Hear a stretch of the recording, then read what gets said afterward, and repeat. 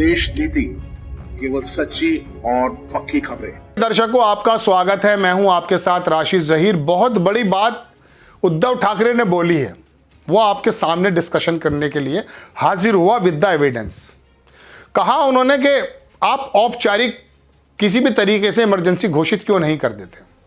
चोर के नाम से पुकारा उन्होंने उस दल को जो सरकार बनाए बैठा है, और खाली चोर उसको ही नहीं कहा, उसको चलाने वालों को भी चोर कहा। अपने तमाम अधिकारी इकट्ठे किए और कहा कि आप लोग ज़मीन पर लड़ने के लिए तैयार हो जाइए। चुनाव आयोग को गुलामी के बारे में भी कुछ बात कही और फिर सुप्रीम कोर्ट जाने की बात भी कही।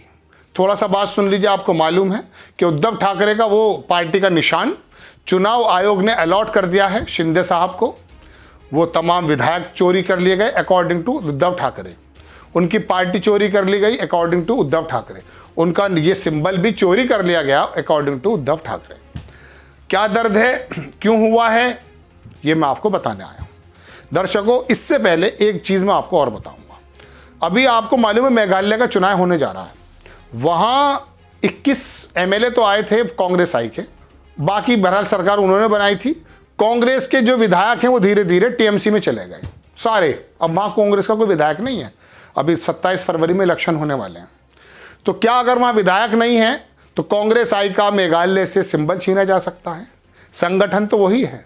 यही बात उद्धव ठाकरे ने कही कि अगर हमारे एमएलए चोरी कर लिए गए हैं तो क्या हमारा वो कार्यकर्ता जो संगठन जो कार्यकर्ताओं का है उसको कोई मायने नहीं है।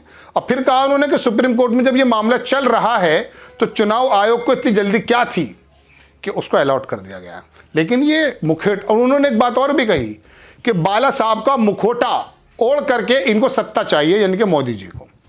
आप देखें दर्शकों, बहुत इंपॉर्टेंट बड़े दूसरे एंगल से मैं आपको खबर बताने आया हूं कि जब ज़मीन खींची जाती है पैरों के नीचे से तो वो एक तरफ से नहीं खींची जाती।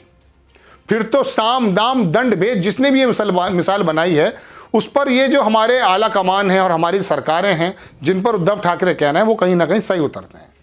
पीएम को महाराष्ट्र आने के लिए बाला साहब का चेहरा चाहिए, बैठक के बाद बोले उद्धव ठाकरे। एकनाथ शिंदे के पास 55 विधायकों में से 40 विधायकों का और 18 लोकसभा सांसदों में से 13 का समर्थन आए। ये तो उसका सार है। चुनाव आयोग द्वारा एकनाथ शिंदे के नेतृत्व वाले धड़े को असली शिवसेना मानने के एक दिन बाद उद्धव ठाकरे ने अपने धड़े के नेताओं के साथ बैठक की। इस बैठक में तय किया गया कि पार्टी कार्यकर्ता घर घर जाएंगे और लोगों को यह बताएंगे कि उनका चुनाव चिन्ह चोरी हुआ है। उद्धव ठाकरे ने पार्टी समर्थक के लोगों को बीच जाने की अपील की और कहा कि जनता तय करेगी शिवसेना किसकी है। प्रधानमंत्री को लगता है कि शिवसेना को खत्म कर देंगे, लेकिन शिवसेना कभी खत्म नहीं होगी। उद्धव ठाकरे ने आगे कहा कि मैं कहना चाहता हूं उन्हें कि बाला साहब ठाकरे का चेहरा चाहिए, उन्हें चुनाव चिन्ह चाहिए, लेकिन शिवसेना का परिवार नहीं। पीएम नरेंद्र मोदी को महाराष्ट्र आने के लिए बाला साहब ठाकरे के चेहरे की जरूरत है। राज्य के लोग जानते हैं कि कौन सा चेहरा असली है कौन नहीं। ऐसे ही कहा गया था दर्शकों कि कांग्रेस को भी खत्म कर दिया जाएगा, कांग्रेस मुक्त हुआ नहीं, बार बार कहीं ना कहीं हार जाते हैं। अब फिर हारने जा रहे हैं, ऐसा लोग बता रहे हैं। शिंदे गुट को चुनौती देते हुए ठाकरे ने कहा कि मैं उन्हें चुनौती देता हूं कि अगर वो मर्द हैं तो चोरी का धनुष बाण लेकर भी हमारे सामने आए, हम मशाल लेकर चुनाव लड़ेंगे। ये हमारी परीक्षा है। युद्ध शुरू हो गया है। बता दें, पार्टी के भविष्य के कदम पर इसी बैठक में चर्चा हुई। पार्टी नेता प्रवक्ताओं समेत शिवसेना उद्धव बाला साहब गुट के सभी बड़े नेता चुनाव आयोग के फैसले को शिवसेना के उद्धव ठाकरे गुट के लिए बड़ा झटका माना जा रहा है। इसको छोड़ दीजिए दर्शकों, ये तो खबर आप तक पहुंच चुकी है। मैं बताने के लिए यह हाजिर हुआ आपके सामने कि चुनाव आयोग को ऐसी कौन सी जल्दी हुई कि सुप्रीम कोर्ट में जब चल रहा था फौरन अलॉट कर दिया गया। और अगर इतनी जल्दी से काम होता है तो भगत सिंह कोश्यारी जब वहां पर थे तो उन्होंने एमएलसी की फाइल कितने साल तक दबा के रखी। उन्होंने इतनी जल्दी 80 घंटे की सरकार कैसे बनवा दी थी।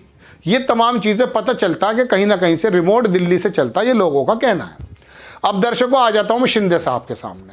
शिंदे साहब वहां पर उनके कई विधायकों पर आपको मालूम है आरोप लगे कि ईडी ने उनको परेशान कर दिया है, जिसकी वजह से उन्होंने पार्टी को गिरा दिया। चूंकि उद्धव ठाकरे भी एक ईमानदार व्यक्ति की छवि के नेता हैं, उन्होंने अनिल देशमुख हो और उनके जो दूसरे थे वो लोग चले गए शिवसेना के, बल्कि उस सामने के जो वो हैं संपादक वो भी जेल चले गए, जब बोले कुछ नहीं थे वो। तो उन्हें भी लगा कि हम कहीं जेल ना चले जाएं, तो उन्होंने हटना मुनासिब समझा, जैसा लोग बताते हैं। अब वही ईडी अब चुप बैठी है। तो ये एक तो चुनाव आयोग पर भी सवाल खड़ा होता है। चुनाव आयोग के बारे में उन्होंने कहा गुलामी से प्रतीक। अभी उन्होंने कहा कि अभी 2 दिन पहले ही एक जज राज्यपाल बनाकर भेजे गए हैं। ये तमाम चीज़ें देश में चल रही हैं आपके सामने।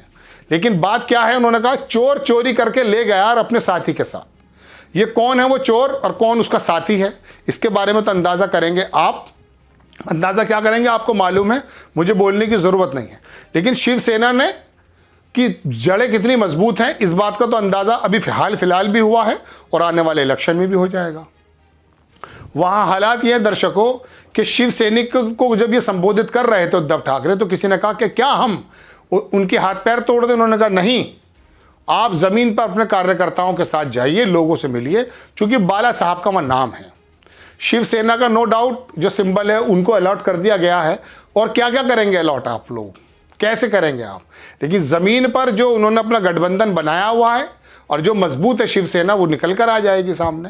लेकिन मैं कहना ये चाहता हूँ दर्शकों, लोगों की ज़बानी, उद्धव ठाकरे की ज़बानी, कि चुनाव आयोग हो या बाकी दूसरे जो आयोग हैं, ये तोता मैना बन के काम क्यों कर रहे हैं, ऐसा ही तो आरोप लगता है।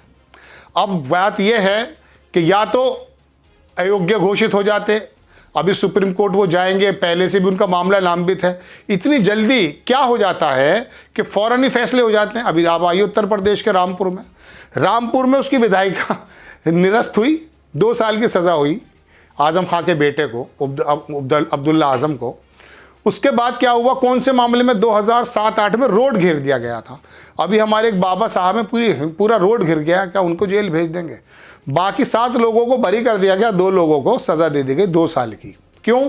2 साल से कम की सज़ा होती तो विधायकी नहीं जाती, विधायकी चली गई। और दूसरे तीसरे चौथे दिन हुआ क्या कि उनका वोट देने वाले का अधिकार भी छीन लिया गया है। ये समझ में नहीं आता, इतना तेज़ी से हमारे भारत में काम होता है। उस समय तो यही महसूस होता है कि वाकई IFB और IAB जो भी कुछ होंगी वो ऐसी कंपनी हमारे यहाँ भी हो सकता हो। लेकिन कभी कभी एक आम आदमी को 40-40 साल इंसाफ के लिए भटकना पड़ता है, ऐसा भी होता है। तो सरकारी बाबुओं में या सरकारी पदों पर बैठे हुए लोगों में कब सिंकारा आ जाए, कब ताकत आ जाए, कब वो एकदम सुपरमैन की तरह काम करने लगे, ये समझ में नहीं आता। कहीं कुछ हो जाता है, कहीं कुछ हो जाता है। तो आप समतल चलें ना, पैरेलल चलें, अच्छा लगेगा। गुड गवर्नेंस के रूप का आपका नारा भी है, उसको दिखाइए। लेकिन ये गुड गवर्नेंस जब कब सामने ज़रूर आती है, जब विपक्ष के खिलाफ कोई काम करना हो। आपको याद होगा पी चिदम्बरम साहब जेल गए थे। मैं बहरहाल लंबी बात हो जाएगी, बस छोटी सी बात बताना चाहता हूँ कि उद्धव ठाकरे ने कहा कि एक चोर हमारी पार्टी चुरा के लेकर चला गया है, विधायक, सांसद, और हमारा सिंबल भी, और उसके दूसरा उसका जो साथी है वो भी इसमें चोरी में शामिल है। अब असल में चोर कौन था ये तो अब इलेक्शन में आकर पता चलेगा। आपको खबर कैसी लगी अपनी राय कमेंट्स बॉक्स में ज़रूर दीजिएगा। चैनल को सब्सक्राइब कीजिए, थैंक्स के बटन को दबाइए, फेसबुक पर फॉलो कीजिए। नेक्स्ट टाइम किसी खबर के साथ आता हूँ। जय हिंद।